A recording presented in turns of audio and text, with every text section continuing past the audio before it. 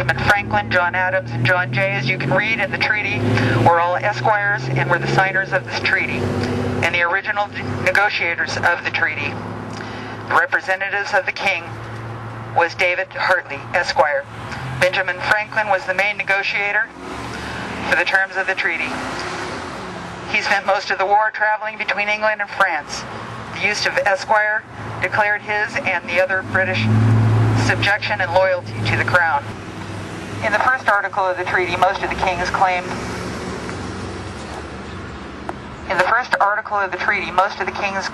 to America are relinquished, except for his claim to continue receiving gold, silver, and copper as gain for his business venture. This is in Article 3. The United States agreed to pay all bona fide debts. The thing you need to understand is that the financiers were working with the king. Why else would he protect their interest in this treaty? I wonder if you've seen the main and obvious point. This treaty was signed in 1783, and the war was over in 1781. If the United States defeated England, how is the king granting rights to America, when we were now his equal in status? We supposedly defeated him in the Revolutionary War, so why would these supposed patriot Americans sign such a treaty when they knew that this would void any sovereignty gained by the Declaration of Independence in the Revolutionary War? If we had won the Revolutionary War, the king granting us our land would not be necessary. It would have been ours by his loss of the Revolutionary War.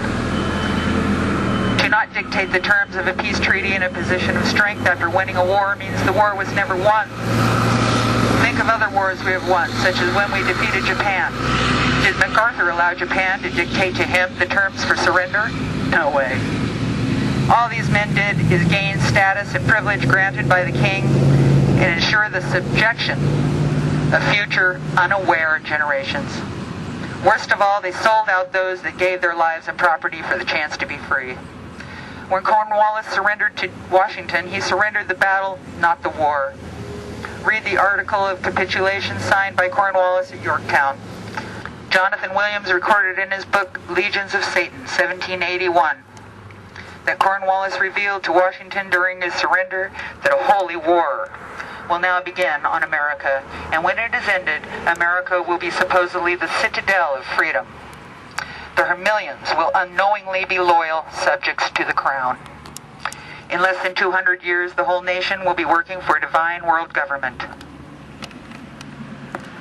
That government that they believe to be the divine will be the British Empire.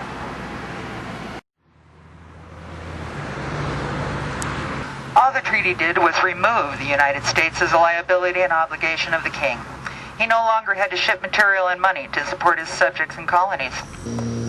At the same time, he retained financial subjection through debt owed after the treaty, which is still being created.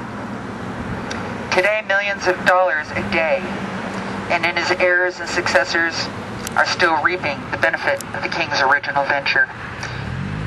If you read the following quote from Title 26, you'll see just one situation where the king is still collecting a tax from those that receive a benefit from him on property which is purchased with the money the king supplies at almost the same percentage.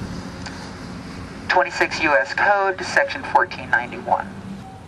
The imposition of tax. The king wanted his land back, and he knew he would be able to regain his property for his heirs with the help of his world financiers.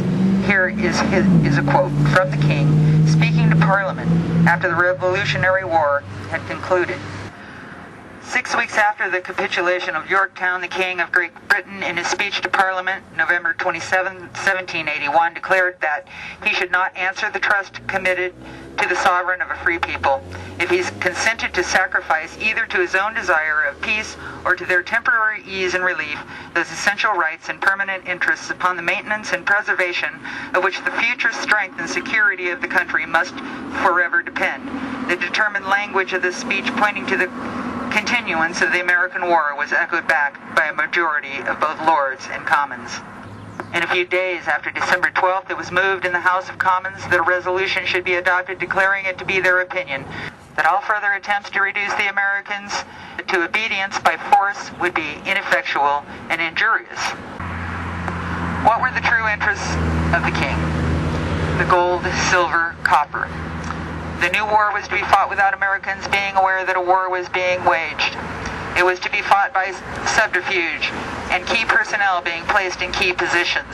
The first two parts of A Country Defeated in Victory go to detail about how this was done and exposes some of the main players. Every time you pay a tax, you're transferring your labor to the king, and his heirs and successors are still receiving interest from the original American charters. The following is the definition of tribute, tax. A contribution which is raised by a prince or sovereign from his subjects to sustain the expenses of the state.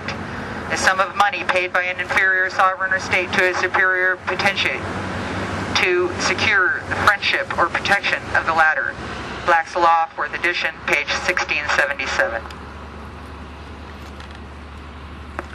As further evidence, not that any is needed, a percentage of taxes that are paid are to enrich the King or Queen of England. For those that study Title 26, you will recognize IMF, which means Individual Master File.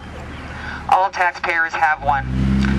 To read one, you have to be able to break their code using File 6209, which is about 467 pages. On your IMF, you will find a blocking series which tells you what type of tax you are paying. You will probably find a 300 to 399 blocking series, which 6209 says is reserved. Then you look up the BMF 300 to 399, which is the Business Master File in 6209. You would have seen prior to 1991, this was U.S., U.K. tax claims non-refile DLN, meaning everyone is considered a business and involved in commerce, and you are being held liable for a tax via a treaty between the U.S. and the U.K. payable to the U.K. The form that is supposed to be used for this is Form 8288 FRPTA, Foreign Investments Real Property Tax Account. You won't find many people using this form, just the 1040 form. The 8288 form can be found in the Law Enforcement Manual of the IRS, Chapter 3, if you will check the OBM's paper, Office of Management and Budget, in the Department of Treasury list of active information collections. Approved under Paperwork Reduction Act, you will find this form under OBM number 1545-0902, which says U.S. withholding tax return for dispositions by foreign persons of U.S. real property interest, statement of withholding on dispositions by foreign persons of U.S. form number 828 and 828A. These codes have since changed to read as follows. IMF 300-309, Barred Assessment, CP 55, generated valid for MFT 30, which is the code for 1040 form. IMF 310 to 399, reserved. The BMF 300 to 309 reads the same as IMF 300 to 309. BMF 390 through 399 reads U.S. UK tax treaty claims. The long and short of it is nothing changed. The government just made it plainer. The 1040 is the payment of a foreign tax to the King, Queen of England. We have been in financial servitude since the Treaty of 1783. Another treaty between England and the United States was Jay's Treaty of 1794. If you will remember from the Paris Treaty of 1783, John Jay, Esquire, was one of the negotiators of the treaty. In 1794, he negotiated another treaty with Britain. There was great controversy among the American people about this treaty. In Article 2, you will see the king is still on land that was supposed to be ceded to the United States at the Paris Treaty. This is 13 years after America supposedly won the Revolutionary War.